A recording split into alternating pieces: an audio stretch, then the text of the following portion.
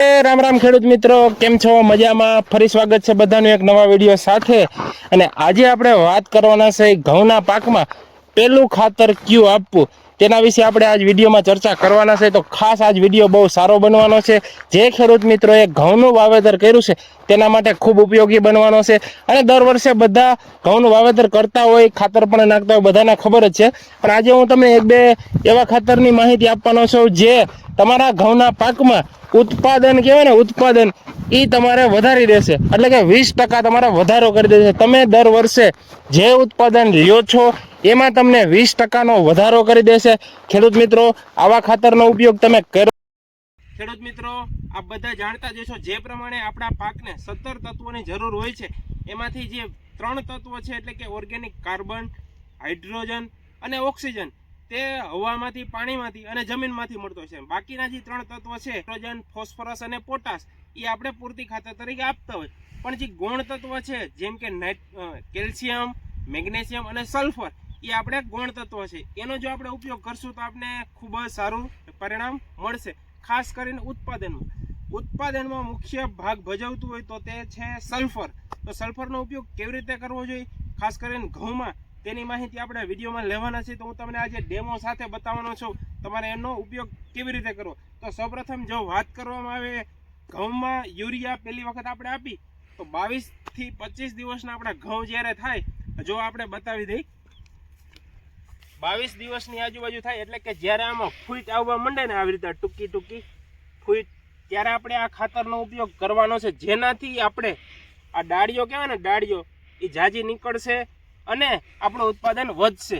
ખાસ કરીને જો ઘઉંની વાત કરવામાં આવે તો ઘઉંમાં જેટલી પ્રમાણમાં ડુંડી આપણે નીકળે, જેટલી સળી નીકળે ને એટલી ડુંડી થાય, એટલા જ આપણે ઉત્પાદન વધારે આવે. એટલે કે આપણે જો અત્યારે ખાસ ધ્યાન રાખશું તો આપણે સરવાળે પરિણામ સારું મળશે. 1 એકરની વાત કરવામાં આવે તો 50 કિલો યુરિયા આપણે લેવાનું છે. એની સાથે આપણે જે SML કંપનીનું ટેકનોજેટ કરીને આવે છે, ઝીંક 14% આવે છે અને સલ્ફર 67% આવે છે. આમનો પણ આપણે અત્યારે ઉપયોગ કરવાનો છે. આની વાત કરવામાં આવે તો આપ બધા જાણતા જ હશો, યુરિયા વિશે તો બધાને ખબર જ છે.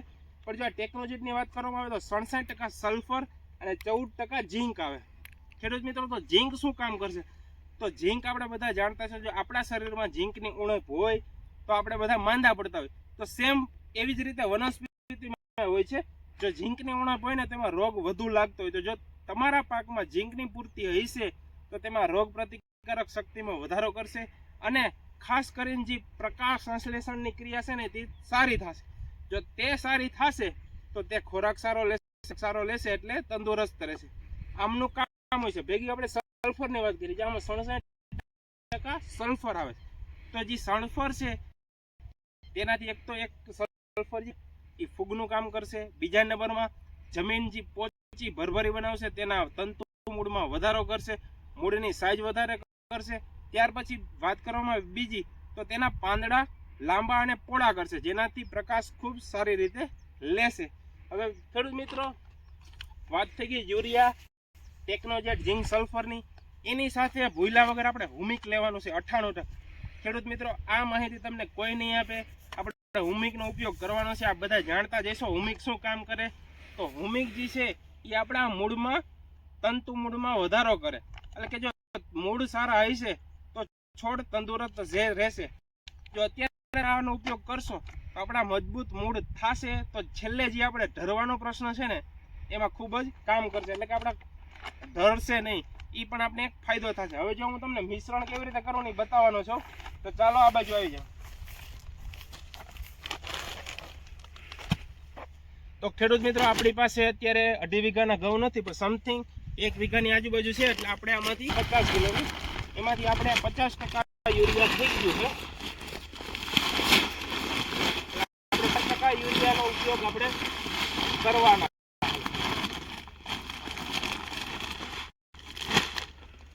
હવે ખેડૂત મિત્રો, જે આને વ્યવસ્થિત કરી આનો આપણે પટ લેવાનો છે આમાં પાણી સાથે. આ ટેકનોજેટ છે પાવડર ફોર્મમાં આવશે અને એને આપણે યુરિયામાં પટ આપવો પડશે, એટલે આમાં વ્યવસ્થિત પડી જાય. તો હવે પટ આપવા માટે આપણે પાણીનો ઉપયોગ કરવો પડશે. પછી ખાસ ધ્યાન રાખવું કે બહુ પાણીનો ઉપયોગ ન કરવો, નકર આ ઓગળી જાય. જે આવી રીતે પેલા કોઈ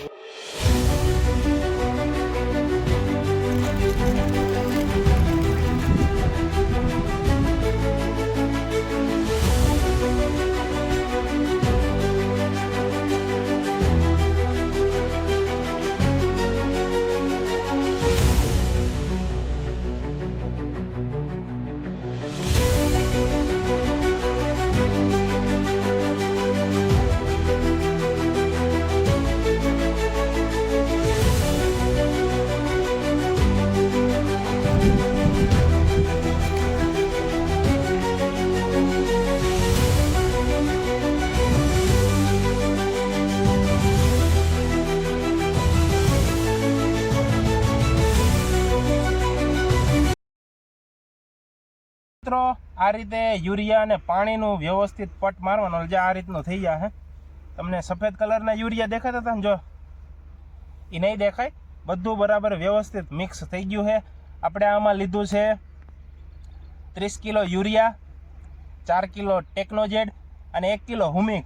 હવે જે આ મિશ્રણ આપણું તૈયાર થઈ ગયું છે, હવે આપણે નાખવા માટે તૈયાર છે. જો ખેડૂત મિત્રો આ રીતે પછી છે ને વ્યવસ્થિત ઉડાડી દેવાનું. અને ખાસ એક વાતની ધ્યાન રાખવાનું કે સવારના આ કામ નહીં કરવાનું, કારણ કે આમાં પાણી વધારે ભરેલું હોય. એટલે બપોર પછી આવી રીતે તમારે ખાતર નાખવું.